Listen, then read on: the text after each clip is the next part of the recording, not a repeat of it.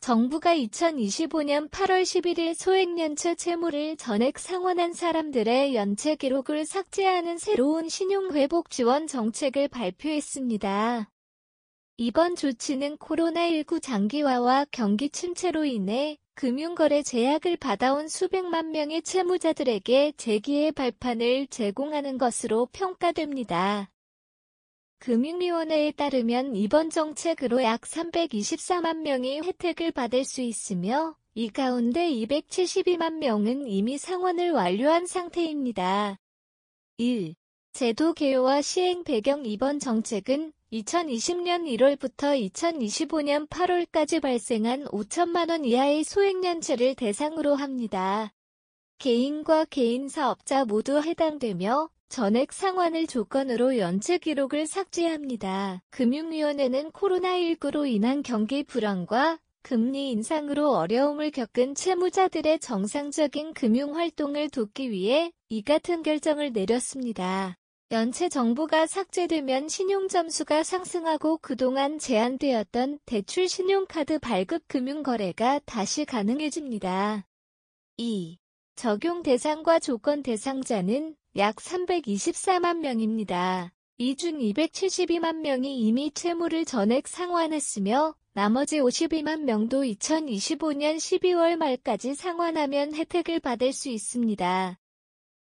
단 전액 상환이 반드시 조건입니다.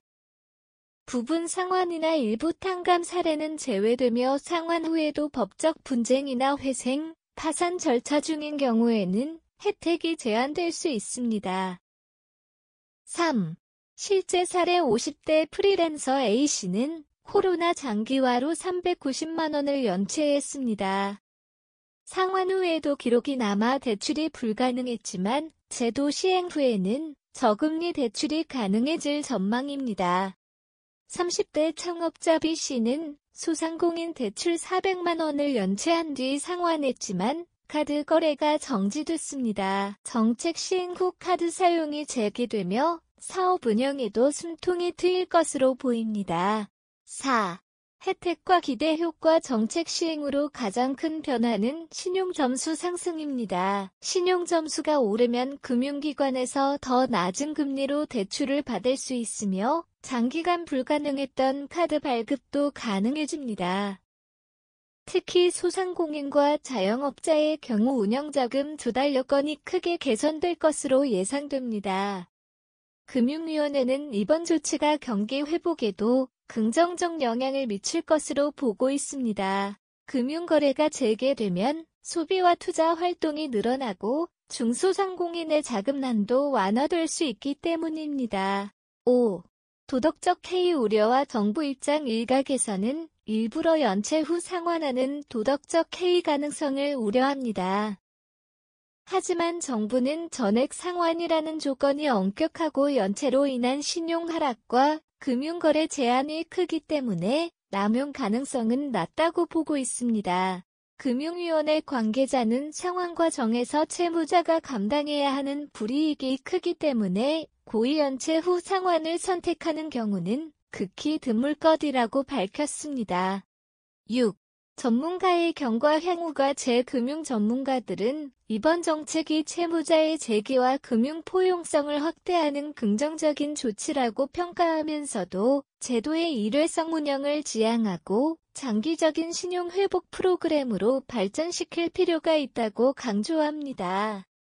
또한 재무조정 제도와 금융교육을 병행해 재발 방지를 위한 종합대책을 마련해야 한다는 지적도 나옵니다. 7. 시행 시점과 향후 일정. 정책은 2025년 9월 30일부터 시행됩니다. 이미 상환을 완료한 채무자도 이 시점부터 혜택을 적용받게 됩니다. 금융위원회는 신용정보원과 협력해 자동으로 연체 기록을 삭제하며 해당자는 별도의 신청 절차 없이 혜택을 받게 됩니다. 이번 소액연체 전액 상환자 신용회복 지원 정책은 장기간 금융거래 제약을 받아온 채무자들에게 실질적인 회생 기회를 제공합니다. 약 324만 명이 대상이며 올해 말까지 전액 상환을 완료하면 연체 기록이 삭제됩니다. 정부는 이를 통해 성실 상환자의 재기를 돕고 금융시장 활력을 높이겠다는 방침입니다.